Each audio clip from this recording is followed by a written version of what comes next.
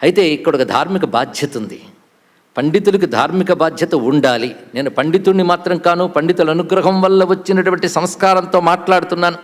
కొంతమంది వేదిక స్కాలర్, వేద పండితులు అంటారు, కానీ నేను వేదాన్ని సంప్రదాయబద్ధంగా వేద పండితుల దగ్గర నేర్చుకోలేదు. అలాగని ఏమీ నేర్చుకోకుండా మాట్లాడడం లేదు, అప్పుడు బాధ్యతారాహిత్యం అవుతుంది. నేర్చుకుని చదువుకుని మాట్లాడుతున్నా, కానీ వేదం గురించి మాట్లాడేటప్పుడు వేదం గురించి మాట్లాడినా, పురాణం గురించి మాట్లాడినా, ఇతిహాసం గురించి మాట్లాడినా, మన సంప్రదాయ కవుల వాంగ్మయం గురించి మాట్లాడినా వేదం గురించి మాట్లాడినట్లే. ఇది తెలుసుకోండి. ఇక్కడ ఇతిహాస పురాణాభ్యాం వేదం సముపో బ్రహ్మయత్, ఆ మాటకు వచ్చేటప్పటికీ వేదాన్ని గురించేనే మాట్లాడుతున్నాన్ని చెప్పడంలో సందేహించను. కానీ వేదానికి సాయణాచార్య మొదలైన వారు రచించిన భాష్యాన్ని, సంప్రదాయబద్ధంగా వేదం యొక్క అర్థాన్ని చెప్పిన పెద్దలు చెప్పిన మాటల్ని అధ్యయనం చేసే వేద విషయాలు చెప్పడం జరిగింది. రుద్ర నమక వైభవం కానీ, సౌర అరుణ మంత్ర వైభవం కానీ, పురుష సూక్త స్త్రీ సూక్తాల గురించి కూడా మాట్లాడినా ఆ విధమైన అధ్యయనంతోనే చెప్పడం జరిగినది. ఆ కోణంలోనే పురాణాలను కూడా చెప్పడం జరిగింది.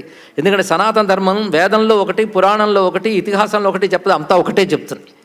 అదేవిధంగా జీవితంలో ప్రవచనాలకు కానీ జీవితానికి కానీ ఎంచుకున్న విశేషం ఏంటంటే ధార్మిక బాధ్యత అనేటువంటి చాలా ప్రధానం. ఈ సనాతన ధర్మంలో జీవించే భారతీయుల్లో పండితులకు కానీ కవులకు కానీ ధార్మిక బాధ్యత ఉంటుంది.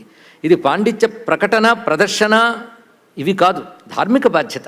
తమకు తెలిసిన పాండిత్యంతో మన ధర్మంలో ఉన్న సార్వకాలిక విలువలు, సార్వజనీనమైనటువంటి అంశాలు నేటి తరానికి అందించవలసిన బాధ్యత ప్రతి వారికి ఉంది. తెలిసిన వారందరికీ ఆ బాధ్యతే నేను నిర్వహిస్తూ ఉన్నాను.